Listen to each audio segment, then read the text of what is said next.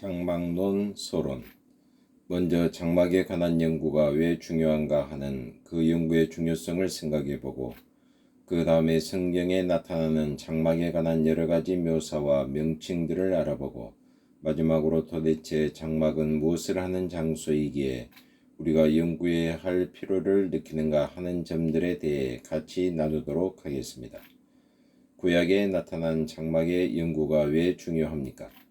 첫째로 장막에 대한 기사가 차지하고 있는 비중 때문입니다. 장막에 대한 언급이 성경에 한두 군데 나타나는 것이 아니라 아주 많이 나타납니다. 출애굽기에는 적어도 13장이 장막에 관한 교훈을 전적으로 취급하고 있습니다. 레위기에는 18장이, 민수기에는 13장이, 신명기에는 2장에 걸쳐서 이 장막에 관해 언급하고 있습니다. 신약성경에서 장막에 관한 언급이 제일 많이 나타나는 곳은 히브리서로서 적어도 4장 정도는 장막에 관하여 집중적으로 다루고 있습니다.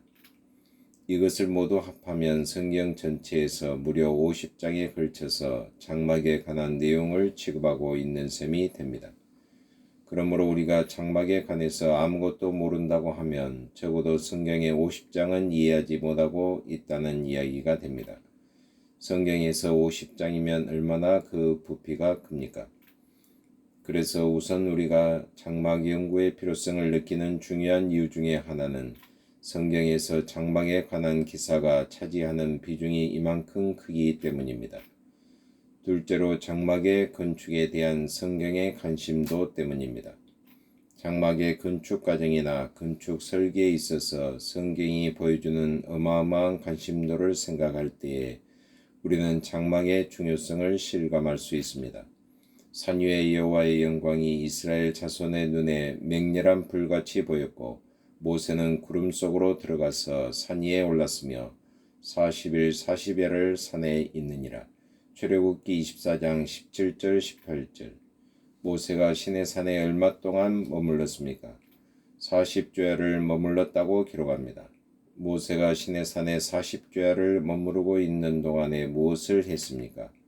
25장을 보면 장막에 관한 설계도에 대해서 언급합니다. 내가 그들 중에 거할 성소를 그들을 시켜 나를 위하여 짓되. 출애굽기 25장 8절.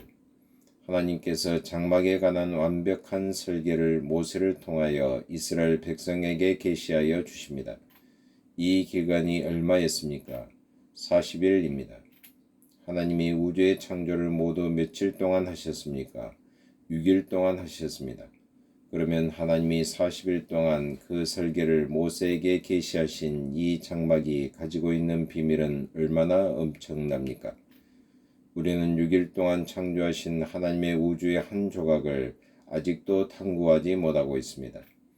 따라서 우리는 하나님이 40일 동안 모세와 시간을 보내시면서 모세에게 계시하신 이 장막의 설계도는 얼마나 위대한 진리와 비밀을 담고 있는 사건인가를 짐작할 수 있습니다. 출애굽기 25장부터 장막에 관한 묘사가 계속됩니다만 특별히 38장에서 이 장막이 지어지는 과정들을 자세히 볼 수 있습니다. 어떤 사람이 출애굽기 38장 24절의 근거에서 장막을 건축하는 데 소요된 물량을 계산해 보니 금만 해도 오늘날 우리가 쉽게 사용하는 토량형으로 환산하면 3톤이 들어갔고, 은은 4톤 내지 5톤이, 동은 4톤이 들어갔다고 합니다. 그 밖에 얼마나 많은 보석과 또 제목들이 동원되었겠습니까? 그래서 이 모든 가치를 오늘날의 액수로 환산하면 약 7조 원에 가까운 액수가 소요되었다고 합니다. 이처럼 장막에 관해서 성경이 보여주는 어마어마한 관심도가 벌써 우리를 장막에 관해서 공부하도록 유도해 가는 것입니다. 셋째로 장막이 가지는 상징적 의미의 중요성 때문입니다. 다시 말하면 장막 그 자체도 중요하지만 이 장막을 통해서 하나님이 우리에게 가르치시려고 하는 그 교훈이 더 중요하다는 것입니다. 장막은 하나님의 모든 시대를 살고 있는 성도들에게 계시하기 원했던 대단히 중요한 영적 진리를 가르치시기 위해서 하나님이 설계하신 중요한 시청각 자료입니다. 그 교훈의 중요성 때문에 우리는 장막에 관한 연구의 중요성을 인정하지 않을 수 없습니다. 다시 말하면 장막은 그 자체로서도 중요한 교훈을 가지고 있지만 장차 올 위대한 사건을 우리에게 보여주는 상징적인 모형이라는 것입니다. 우리는 이 장막의 상징성을 히브리서 기자의 설명을 통해서 만날 수 있습니다. 저희가 섬기는 것은 하늘에 있는 것의 모형과 그림자라. 모세가 장막을 지으려 할 때에 지시하심을 얻은과 같으니 가라사대 산과 모든 것을 산에서 내게 보이던 본을조차 지으라 하셨느니라. 히브리서 8장 5절. 여기에 하늘에 있는 것의 모형과 그림자라고 나타나 있습니다. 이 장막은 바로 장차 올 위대한 언약에 대한 하나의 그림자입니다. 그러나 이제 그가 더 아름다운 직분을 얻으셨으니 이는 더 좋은 약속으로 세우신 더 좋은 언약의 중보시라. 8장 6절. 그러므로 하늘에 있는 것들의 모형은 이런 것들로서 정결케 할 필요가 있었으나 하늘에 있는 그것들은 이런 것들보다 더 좋은 제물로 할지니라. 9장 23절. 계속해서 히브리서 기자는 장막을 무엇이라 표현했습니까? 하늘에 있는 것들의 모형으로 표현합니다. 또 더 좋은 제물을 예수 그리스도로 표현하였습니다. 그리스도께서는 찬 것의 그림자인 손으로 만든 성소에 들어가지 아니하시고 오직 참 하늘에 들어가사 이제 우리를 위하여 하나님 앞에 나타나시고 9장 24절. 장막은 그림자이며 실체는 예수 그리스도입니다.